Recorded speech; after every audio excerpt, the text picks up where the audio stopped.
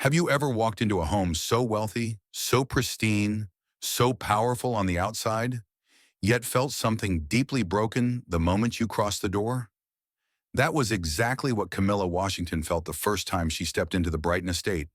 The $3.2 million mansion was silent, too silent for a house where 5-year-old twins were supposed to live.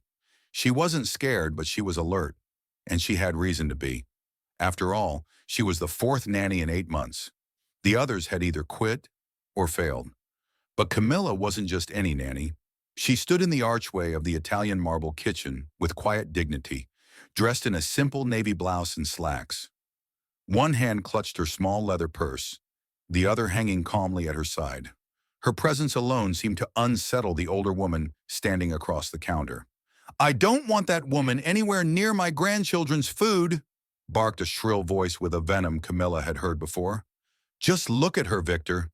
Do you really believe someone like that knows how to care for children from a family like ours?" Camilla didn't flinch. She had expected this. Standing between her and the fireplace was Victor Brighton, the widowed family matriarch. Everything about her screamed wealth and control, from her pearl-draped neck to the pristine manicure on her pointed finger.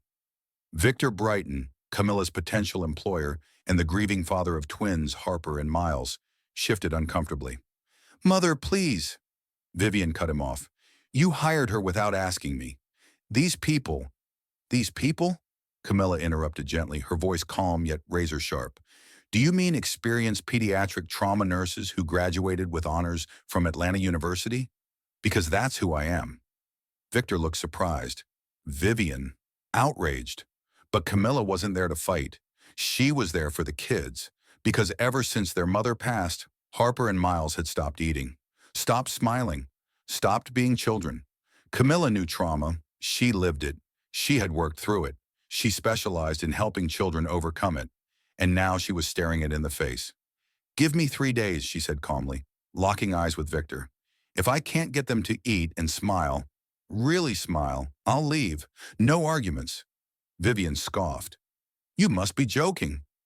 Victor hesitated for a moment, then extended his hand. 3 days. On one condition. My mother supervises everything." Camilla took his hand. His grip was tight, anxious. His nails were bitten down.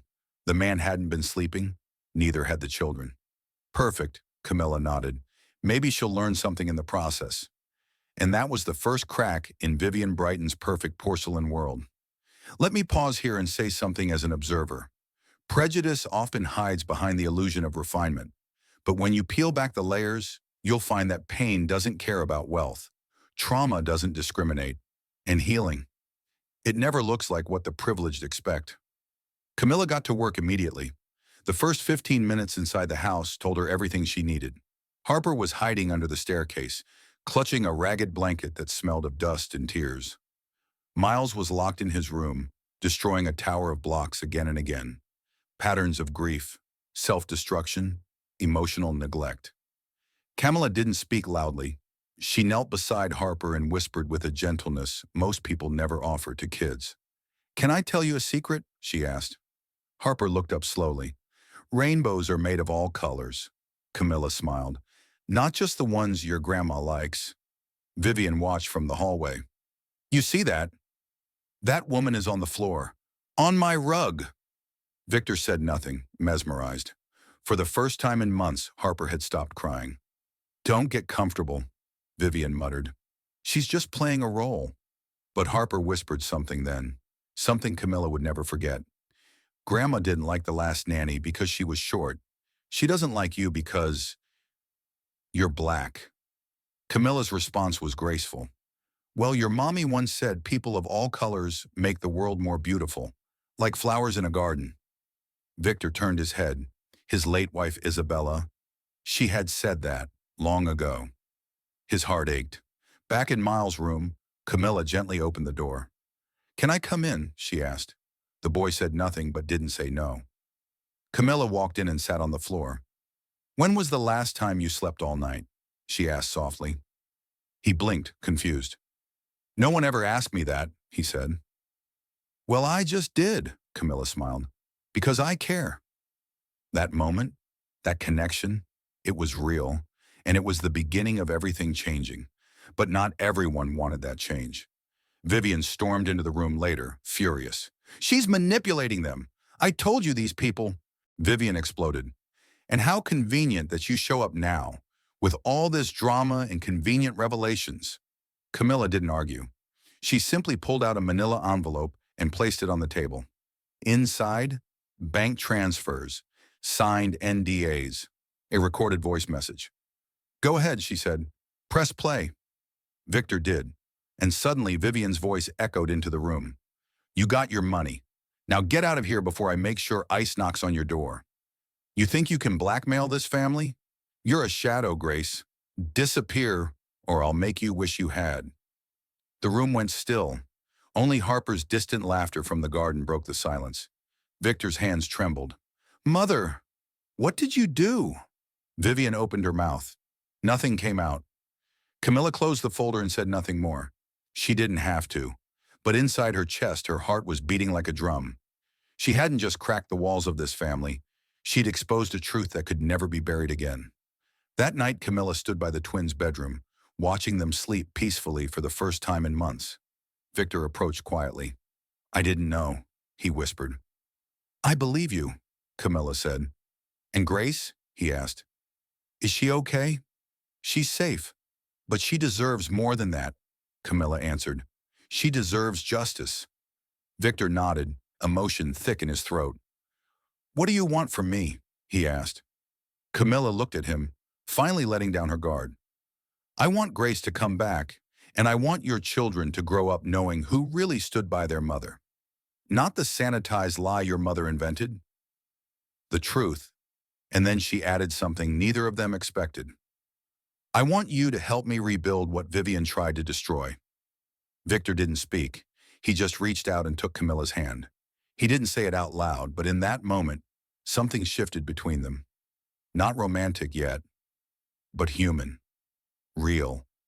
The truth had finally arrived in the Brighton mansion, and while it shattered the illusion, it began something stronger, a foundation.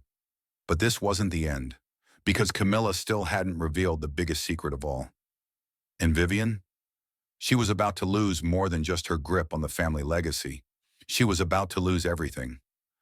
By the following Friday, the Brighton estate was no longer the fortress it once was.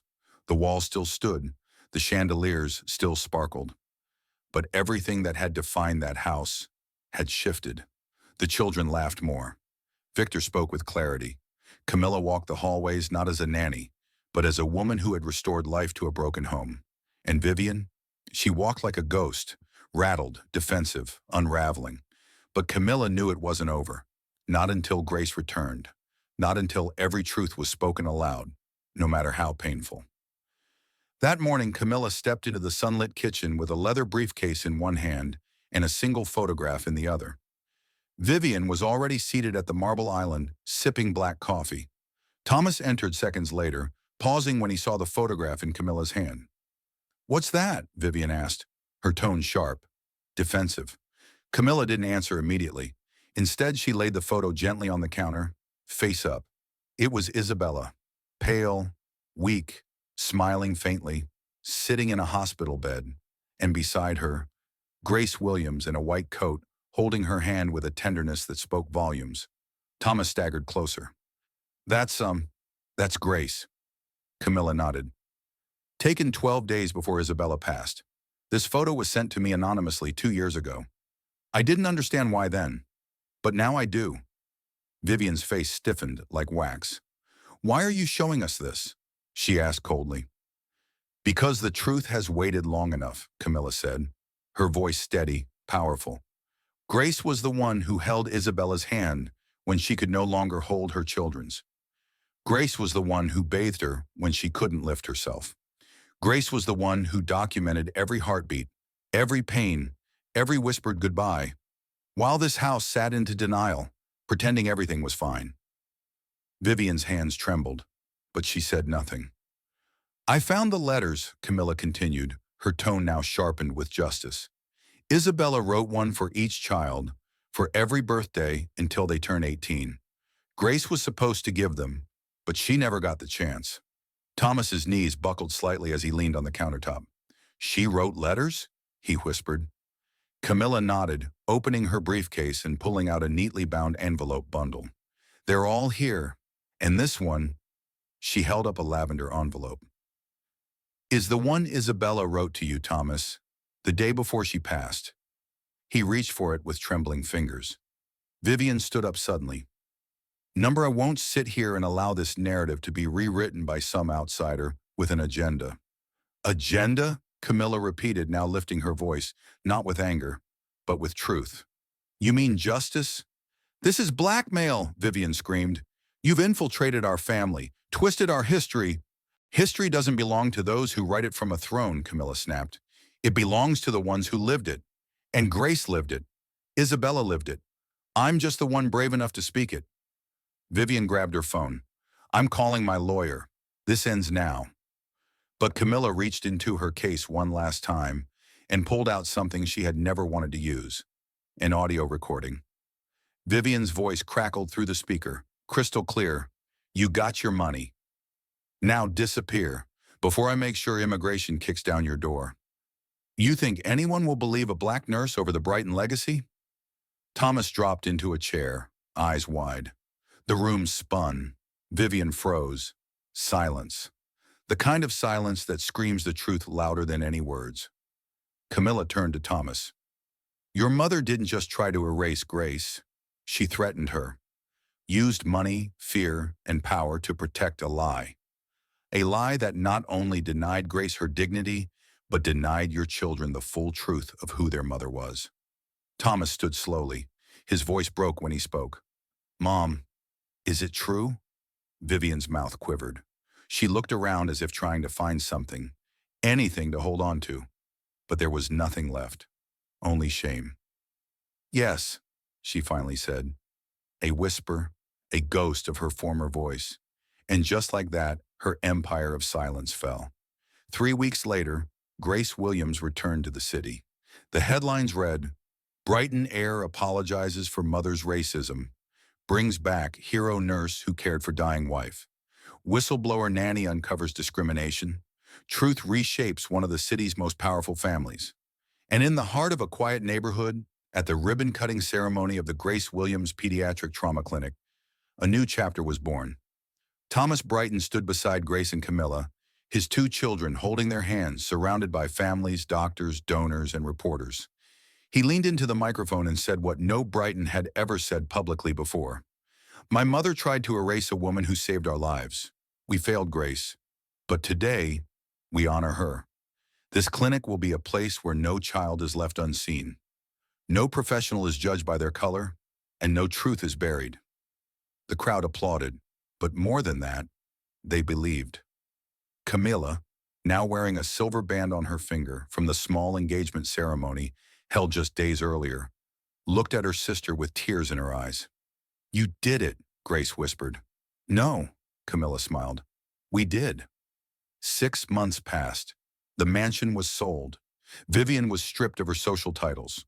Her name had become a cautionary tale whispered across country clubs and fundraisers. She lived alone now, in a small condo on the other side of town. Her phone rarely rang. Her pride had bought her silence and lost her everything else. Meanwhile, at their new cozy home, Camila sat on the porch swing, Harper on one side, Miles on the other. Mommy, Harper whispered. Camila turned, startled. The girl pointed to the sky. Real mommy. She's up there, right? Camila smiled gently. Yes, and she's so proud of you. Thomas stepped outside and wrapped his arms around Camila. You're the strongest person I've ever known. She leaned into him, her voice barely above a whisper. I didn't come here for love, Thomas. I know, he said, but I fell in love anyway. And then, in the distance, Grace's voice rang out from the garden, reading to a group of children at the clinic's community day. Camila exhaled. She had come to uncover the truth, to demand justice. But she had also uncovered something else, the kind of love that's built not on perfection, but on truth, struggle, and healing. And that's the story. A black pediatric nurse became a nanny not to raise millionaire twins, but to raise the truth from beneath the rubble of legacy and lies. A sister reclaimed her voice.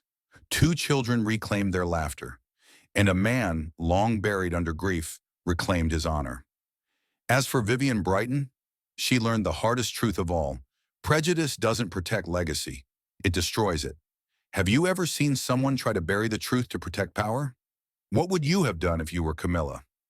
Leave your thoughts in the comments. Let's talk about justice, truth, and what it takes to fight for those who have no voice.